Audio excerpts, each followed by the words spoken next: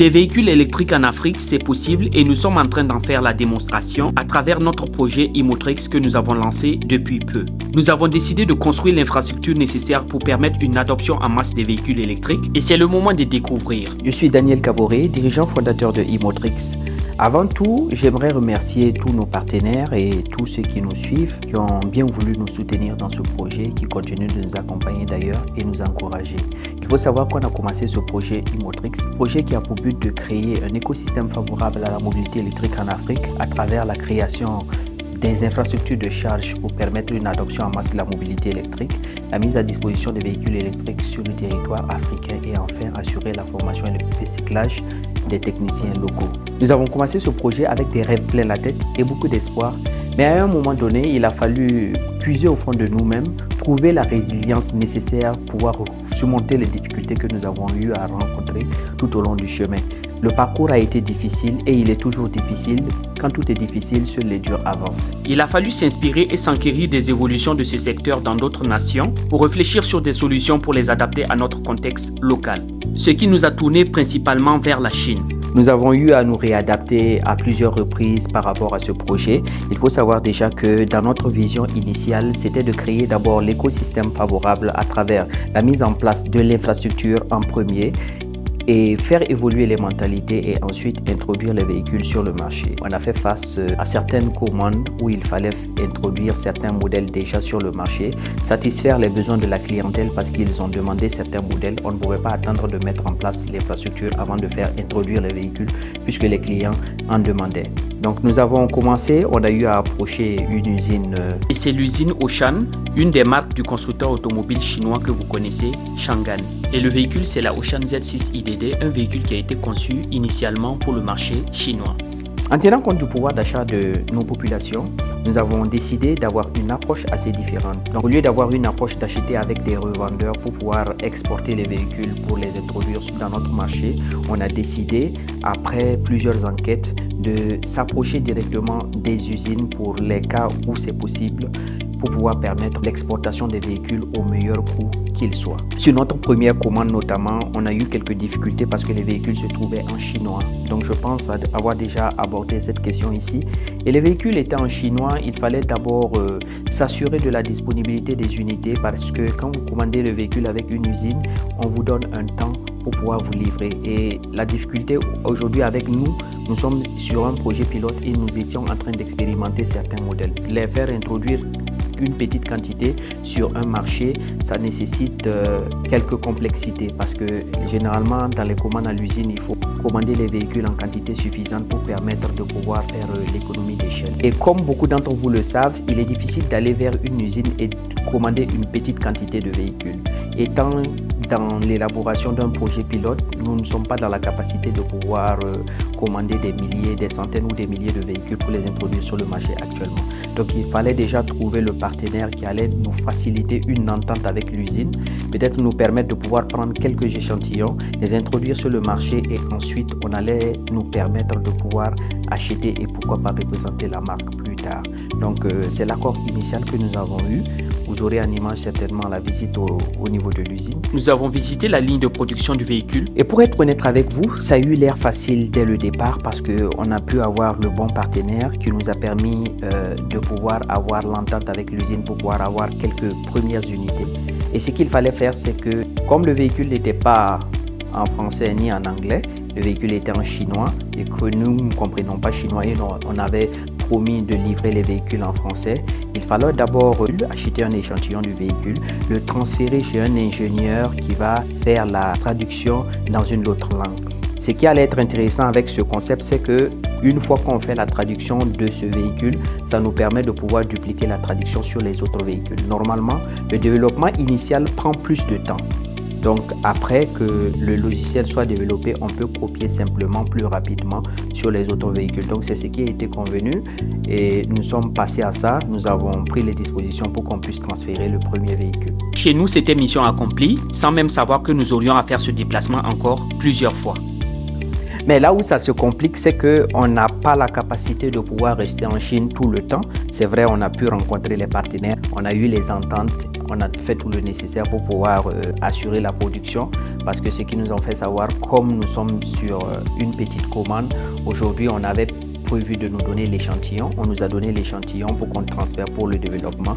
Une fois que le développement finit, on allait avoir les véhicules à disposition pour pouvoir les transférer ensemble, c'est-à-dire après avoir copié bien sûr la langue et tout ça.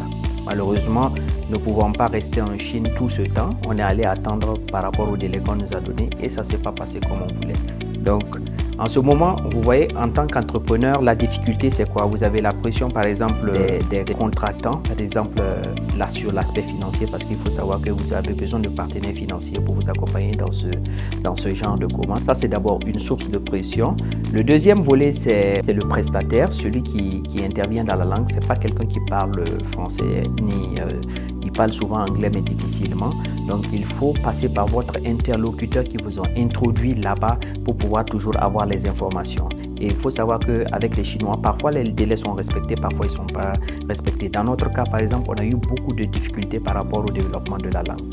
Et l'autre problème aussi qu'on a eu, c'est au niveau de la production, parce qu'on nous avait assuré une certaine disponibilité par rapport à la production. Ça n'a pas été simple, il fallait relancer tout le temps.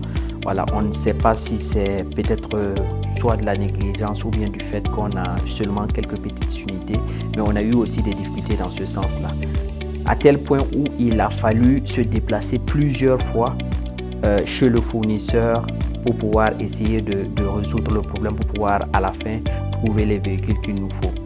Après une attente interminable, beaucoup de pression, beaucoup d'appels et beaucoup de déplacements, nous avons dû nous résoudre à choisir parmi un stock qui était disponible, nous permettant de maintenir quelques-unes des commandes qui sont toujours actives pour les soumettre à l'odyssée de la langue avant l'exportation.